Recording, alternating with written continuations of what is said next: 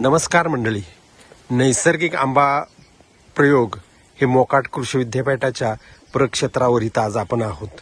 ह्या वर्षी म्हणजे 2026चा हा जून महिना आहे. पाऊस काय अजून सुरू झाला नाही आणि ज्या काही दरवर्षी नवीन नवीन आम्हाला जाती भेटतात त्यातल्या 5 एक व्हरायटी आम्हाला नवीन भेटलेल्या आहेत. तर त्या लावण्यासाठी त्याची नेमकी आमची पद्धत काय आहे, कशा प्रकारच्या लावतो आणि त्या कुठल्या कुठल्या जाती आहेत आणि त्याची वैशिष्ट्य काय आहेत ते पाहण्यासाठी आज आणि समजून घेण्यासाठी आज आपण इथं आलेलो आहोत. तर मॅडम आपल्याला त्या समजून सांगतील. नमस्ते. हा लांबडा नावाचा आंबा आहे. आकारानं मोठा आहे आणि खूप मधुर आणि रसदार आहे. हा आहे तो नारळ आहे. नारळासारखाच आहे पण आत केशर खूप आहे ह्याला आणि पाणीदार असा आंबा आहे. हा गोंधळे आहे. हा पण मोठा आकारानं आहे. हा रायवळचा एक गोड पण कच्चा असताना खूप आंबट आहे आणि खूप असा गोडसर असा आंबा आहे. हा शेपा आंबा आहे. हा पण कच्चा असताना शेपूच्या भाजीसारखा लागतो आणि नंतर तो अतिशय गोड आणि मधुर लागतो.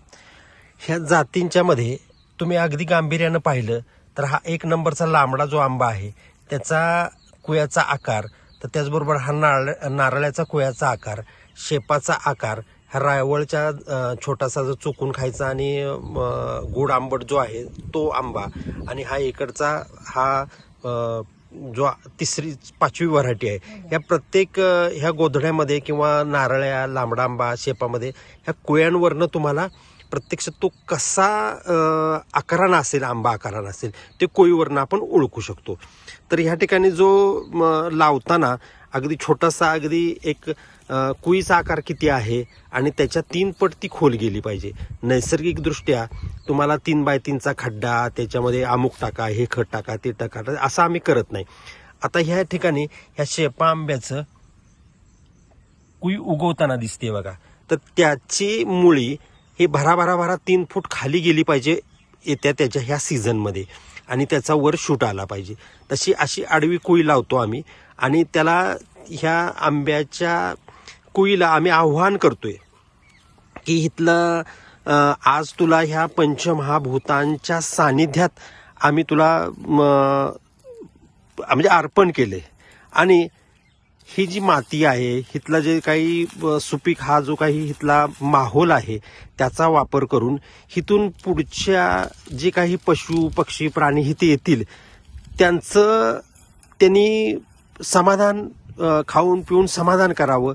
स्वतः हिरवगार ह्या निसर्गाच्या सहकार्यानं मोठं व्हावं आणि इथून पुढच्या जेवढ्या पिढ्या म्हणजे त्याचं जे काही आयुष्य असेल, भले ते 5-50 वर्ष किंवा अगदी 100-200 वर्ष असेल, एवढ्या कालावधीमध्ये त्यानं भरभरून निसर्गाकडनं घ्यावं आणि परत निसर्गाला भरभरून द्यावं.